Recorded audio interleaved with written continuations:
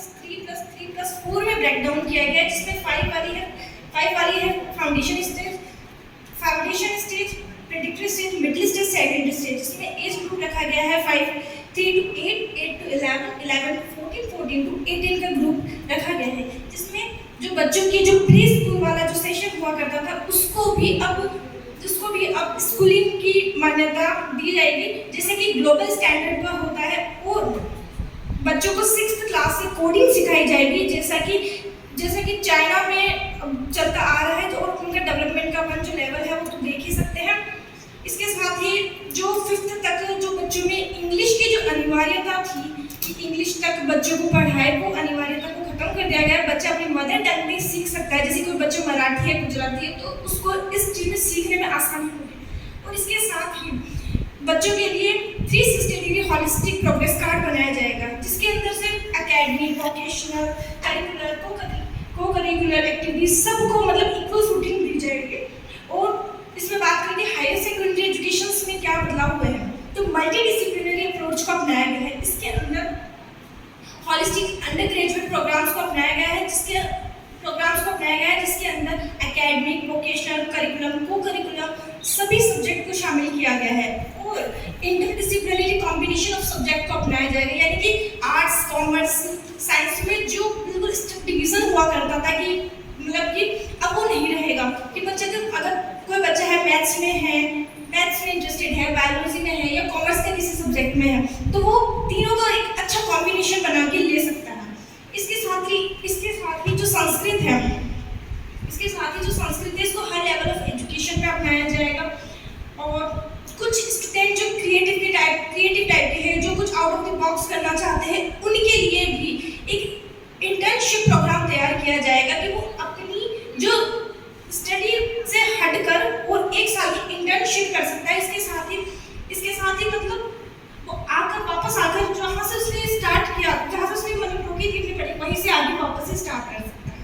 अब आते हैं कि ग्रेजुएशन और अंडर ग्रेजुएशन लेवल पे क्या किया गया कि ग्रेजुएशन और अंडर ग्रेजुएशन जो प्रोग्राम है इनको भी फ्लेक्सिबल बनाया गया है मल्टीपल एग्जिट्स और एंट्रीज के साथ में। यानी कि जैसे कि किसी स्टूडेंट्स ने फर्स्ट ईयर में करके सेकंड ईयर में करके छोड़ दी, तो उसको मतलब कि उसके बाद उसको डिग्री नहीं मिलती थी, लेकिन अब ऐसे कि फर्स्ट ईयर कंप्लीट करने के उसको सर्टिफिकेट दिया जाएगा, diploma for second year, third year के लिए बैचलर डिग्री। और इस जो ग्रेजुएशन थी इसको 4 इयर्स की कर दी गई है, यानी कि आप ग्रेजुएशन के साथ भी रिसर्च कर सकते हैं। रिसर्च प्रोग्राम को अपनाया गया है, यानी कि उसके साथ मल्टी डिसिप्लिनरी बैचलर डिग्री दी जाएगी। इसके बाद में जो एमएससी है वो आपकी 1 ईयर मतलब 1 साल की ही होगी और बीएड भी 1 साल की होगी। इसी के साथ ही एमफिल है, इसको डिसकंटिन्यू कर दिया गया है। और मल्टी डिसिप्लिनरी जो एजुकेशन है इसको बढ़ावा देने के लिए मेरू यानी कि multi disciplinary education of research university है जो स्टार्ट किए जाएंगे। इसके साथ ही टॉप 100 यूनिवर्सिटीज को इंडिया में, जो कि वर्ल्ड लेवल के यूनिवर्सिटीज हैं, उनको इंडिया में अपना सेटअप खोलने के लिए जो फैसिलिटीज होती है वगैरह वो दी जाएगी। इसके साथ ही जो हायर एजुकेशन है इनमें रिसर्च कल्चर है, इसको बढ़ावा देने के लिए भी है ना यहाँ पर सेटअप्स वगैरह खोले जाएंगे। इसके साथ में बात करें कि टीचर्स के लिए क्या क्या चेंज हुए, तो एनसीईआरटी से कंसर्न करके एनसीईएफटी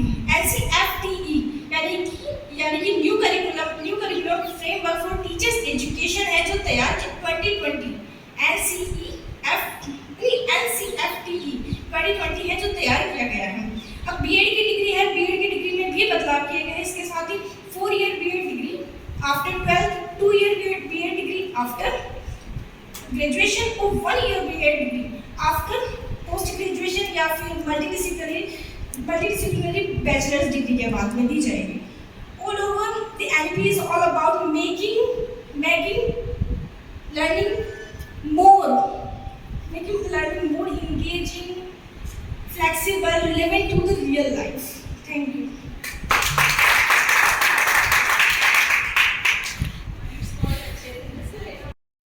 New education policy.